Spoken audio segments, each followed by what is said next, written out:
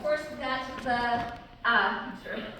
hold it right, the testes here, inside the scrotum. If you pop this piece off, you can see another view of sort of the internal structure, like where the little lobules and the septa are, and all of that good stuff. You can also see, oops, sorry, detachable. This little shape right here at the top of the testes, it's unfortunately the same color, I wish they did something different, but this is the epididymis right here. Remember, that's sperm college, that's where they will go and mature. The urethra is probably easier to see just looking at the urinary bladder and then just following the path, through the penis, and then the glands. So, once again, I kind of have to pop back and forth for some of these because some of you can see it with the pieces all attached and some of you can't. So this is the bladder right here. I forgot something, I'm sorry. The vas deferens or ductus deferens, you can see the tube coming up from the epididymis and then how it goes around inside the bladder. And then it comes over here. So this delightfully green structure is the seminal vesicle. So that's the first of the glands that contributes to secretion to the semen. Okay? This is the seminal vesicle right here. So that's the first one.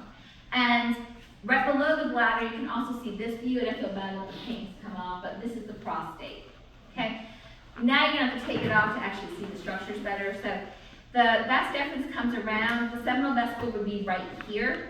And then the ejaculatory duct, that's this little section right here. Once again, the seminal vesicle is more lateral, so it's not in this view, but it would be right there. And then as the vas deferens comes around, it then joins up with the ejaculatory duct here in the middle of the prostate. So this kind of reddish structure right here, right below the bladder, that's the prostate. So, and then the ejaculatory duct, which connects, once again, vas deferens to urethra, brings it over to the urethra right here. And this is the penis, just so y'all know. I had a dude get it wrong on a test once. Kid you not, the man, I was like, smart laugh. I was like, really? Really? It was during COVID, that's my only excuse. I was like, that's he should still know what it is. I know! That makes you wonder if he actually knows what it is down there.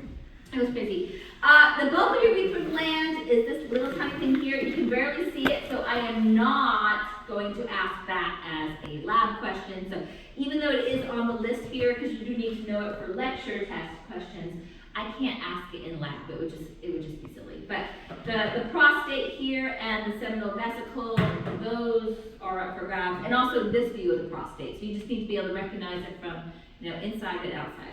It's actually cool, nice. You can see a nice prostate right there. And we mentioned scrotum and penis. So, boom, there you go. So I'll put an extra model right there. Okay, for the female anatomy, female kind of have to pop back and forth a little bit. So actually this one. These are the ovaries right here, these kind of mustard colored structures. If you look inside, you'll have to kind of probably get up closer, but you can see the ovary here. So it is showing both ovaries. This kind of dark red structure is the fimbriae. Remember, it's like a little catcher's mitt that's attached to the infundibulum, which is the first part of the uterine tube or fallopian tube. So that's the structure that's kind of moving over here.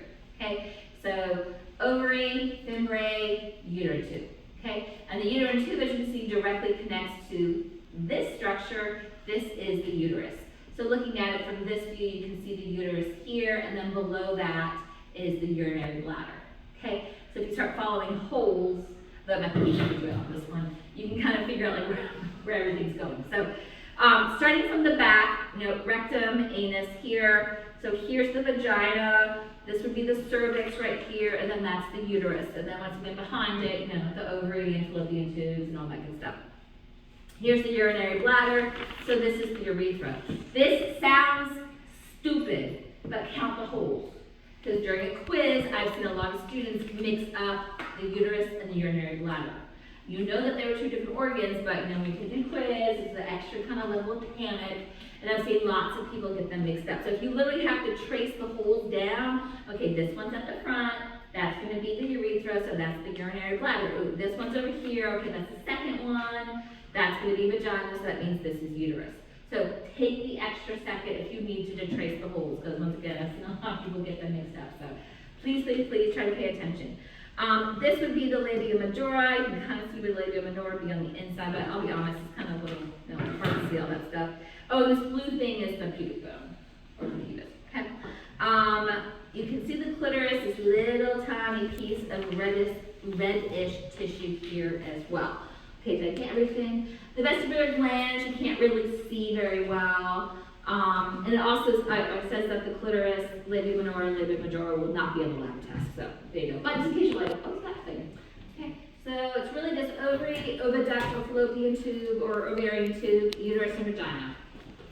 So I'll just leave this one up here. So I'm sorry we don't have a lot of